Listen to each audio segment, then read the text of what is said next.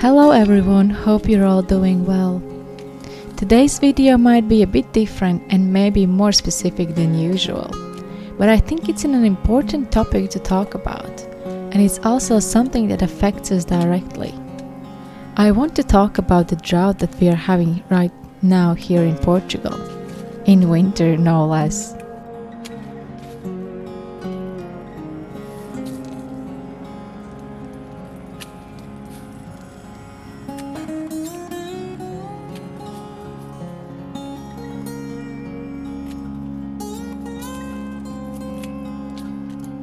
The drought conditions are measured in different categories, and right now about 54% of the country is in moderate drought, 34% in severe drought, and 11% in extreme drought.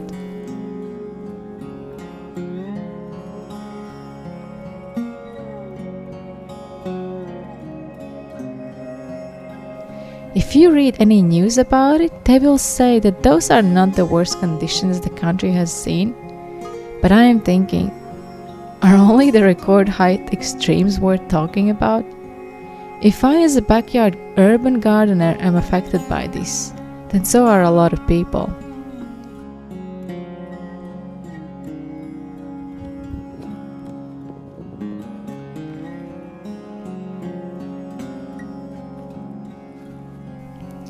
As it stands today, 5 water reservoirs have been closed down for hydroelectric production and irrigation, and that is to preserve the drinking water. This is mostly affecting small farms and gardens right now, that now have to come up with ways to irrigate their crops or have to make a decision of not farming something at all this year, which I imagine is a very hard decision to make. A lot of people are affected. And if the drought continues, it will be even more.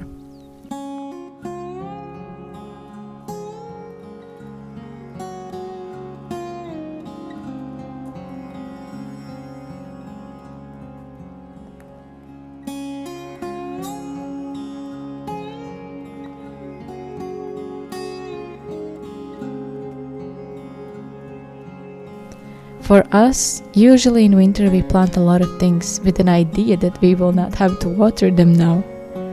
Because normally during winter we have enough rain to not have to manually water anything. And so far in the last 3 years it has worked well. This winter, for the last month we have had to water our garden daily. We are using our well water, but our well is not a deep well and it only holds a little water. If it doesn't rain much until summer, there is a big possibility that it will dry out. In fact, it's almost certain that it will. Because even in a normal year in summer, we are nearly drying out our well.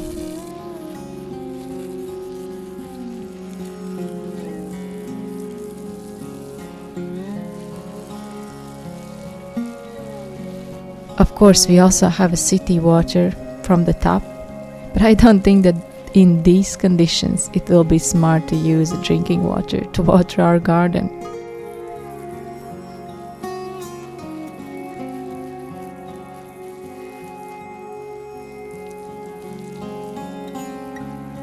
So what are some things that we can do in this situation? First, I want to say that I believe that these are the kinds of conditions that will happen more and more, and while we all should do whatever we can to be environmentally friendly, which is a whole other topic, but we also must get used to it and be better prepared.